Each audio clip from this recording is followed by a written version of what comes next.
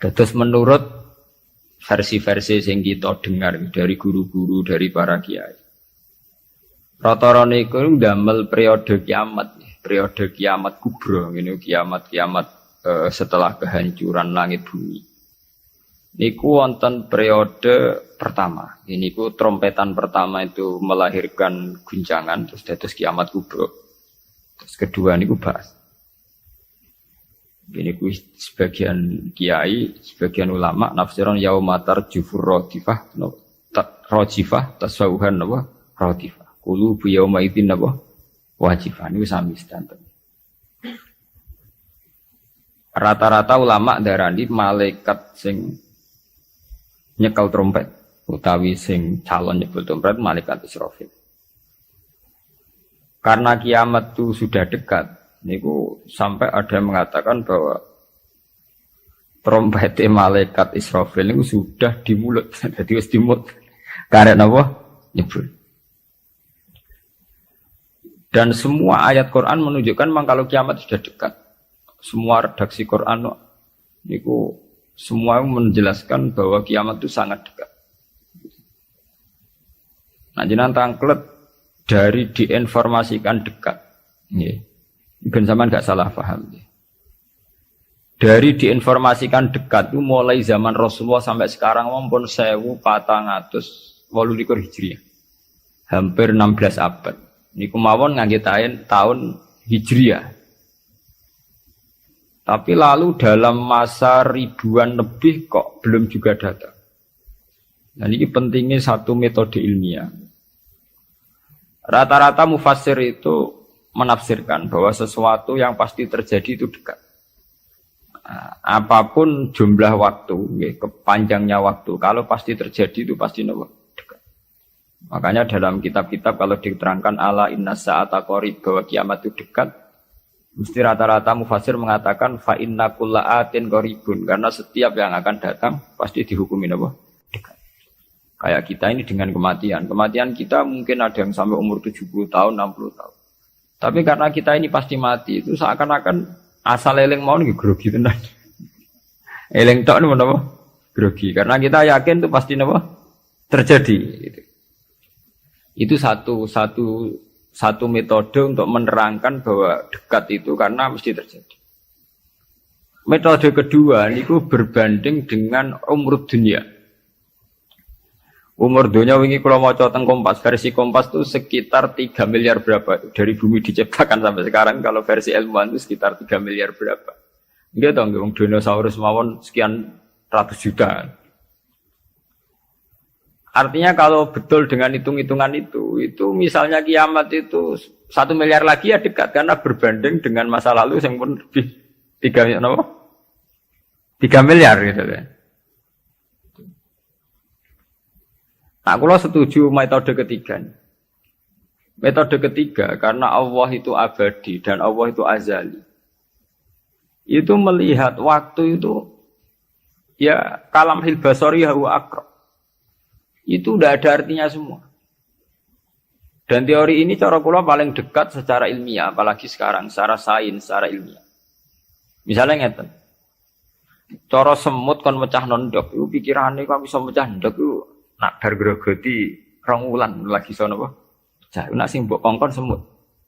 Tapi kanggo sampean, tak gites langsung napa? Pecah, ambil. Artinya manusia itu enggak lepas dari ruangan. Artinya satu analisis yang dibatasi oleh keterbatasan manusia. Wong bumi kok ngene kok hancur ngenteni global warming, ngenteni pemanasan global, ngenteni macam-macam, nak cairan Afrika meleleh, nak sistem bumi, tata surya sudah hancur, sistem galaksi sudah.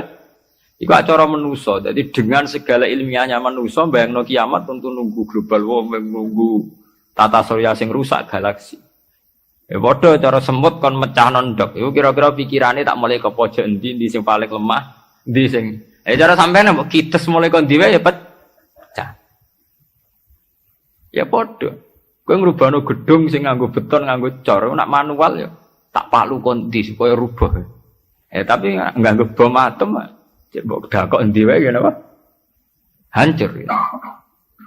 Artinya ketika yang ngendikan itu dekat atau mudah itu Allah, memang nggak ada masalah. Allah mau bilang kiamat itu dekat atau mudah ya memang inna dzalika 'ala Allahi yasir. Makanya Allah itu sering berkali-kali kalau cerita kiamat, cerita hal mukhal mesti ditutup inna dzalika 'ala Allahi yasir. Wa kana dzalika 'ala Allahi yasir. Itu mudah bagi Allah, itu mudah bagi Allah. Ya karena bagi Allah ya tidak mudah, bagi selain Allah tentu tidak mudah. Lah anak ngono kan pun klepan ya memang enggak masalah kan. Allah cerita parek cek gampang urus-urusane pangeran. Kita ora usah melok meh. Pangeran nak metu mokonge nek ngendikan la yusalu amma yafalu wa hum misal. Bentone manusa wae sering analisis pangeran mbek teorine manusa. Ya mesti ora sambung wong Allah iku azali dianalisis mbek sesuatu sing hadis sing sekarang, sing profan, sing rusak.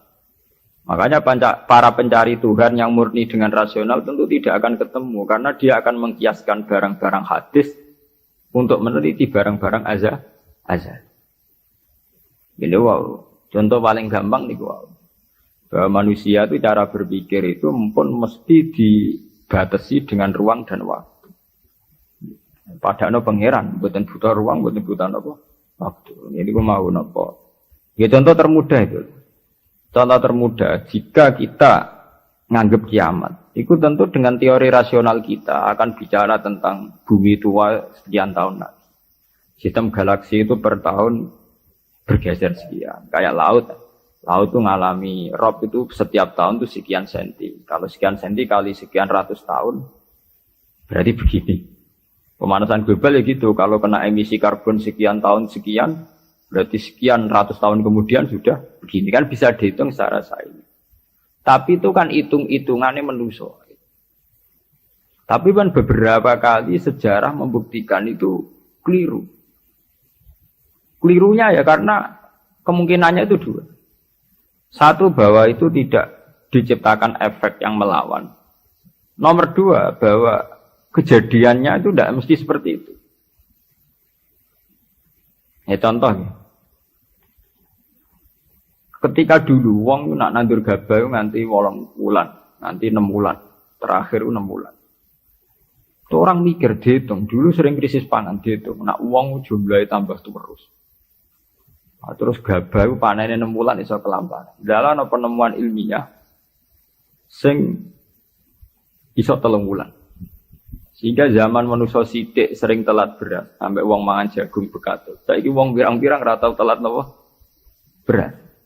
Padahal pakar-pakar pangan sempat grogi, jangan-jangan karena jumlah uang akeh telat apa? Beras. Masalah tempat nggih ngoten. Uang tambah akeh tanah ra tambah, sampeyan do manggon. Tapi manusia lewat modernnya itu iso nggawe omah tingkat, omah susun. Uang modern ana sing diwajal ape manggon maras pemanggon. Artinya manusia dengan segala kekhawatiran terhadap fenomena alam yang mesti terjadi juga banyak manusia yang mengantisipasi itu lewat penemuan ilmiah juga. Itu ya rawan klop, rawan apa? Klop. Artinya semua teorinya manusia itu mau berbicara tentang sebab akibat dan itu bisa diantisipasi terus. Bisa diantisipasi terus. Ya, mulane istilah Al-Qur'an nak ngenyak manusa niku. Walakin aksarahum la ya'lamun ya'lamuna dhahiran minal hayatid dunya. Paling banter manusia itu mau ya'lamuna dhahiran minal hayatid dunya. Yang diketahui itu hanya kulitnya saja, lahirnya saja. Gampangannya dokter meriksa, saiki lara pemah mergo mangane ra tertib. Ya kan secara profesional dia pakai standar objektif kalau makannya tidak tertib itu lahir mah. Sekarang ini namanya mah. Tapi bagi keluarga itu mungkin tertib piye? Tertib butuh ekonomi tertib, penghasilan tertib kan. Tentu itu enggak dianggap masalah mah, masalah ekonomi. Orang dianggap masalah mah, tapi dianggap masalah apa? Ekonomi. Nah nanti bagi yang lain sing ahli saraf, ahli apa itu tidak murni dianggap masalah mah atau masalah telat makan, lebih ke psikologis. Bahwa saraf itu punya ketahanan sekian. Kalau secara psikologi tertekan, maka tingkat ketahanan pada penyakit hanya sekian. Jadi awal-awalnya karena pikiran saking sering kacau nih. Karena sering telat lah, nak kondisi sarafnya itu, kondisi psikologinya itu stabil. Itu tingkat imunitas, tingkat kekebalan terhadap penyakit juga sekian. Artinya tidak pati riskan, nggak pati rawan kena apa? Penyakit. Itu kan sudah 3 versi. Ya sama nanti kejadiannya kiamatnya begitu. Macam-macam. Nah, tapi yang jelas kata para ulama-ulama itu, terutama ulama-ulama sing ahli hakikat, kiamat itu apapun gambarannya yang digambarkan ulama itu hanya gambaran-gambaran betapa sesuatu yang kita hinggapi sekarang, kita singgahi sekarang itu fanin, akan rusak.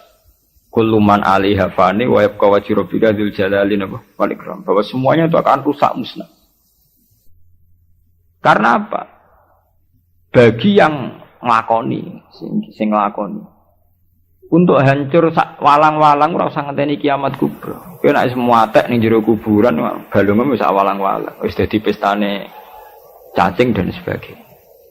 Makanya ulama-ulama ngendikan, kowe ora usah bakas kiamat. Kiamat ku jek enak. Nggih to bunga-bunga wong akeh kancane napa? Akeh. Kiamat tem dhewe rak mati dhewean. Wong padha. Malah luwih ngeri kiamat pribadi. Nggih sami to nggih. Wong kena longsore tanah.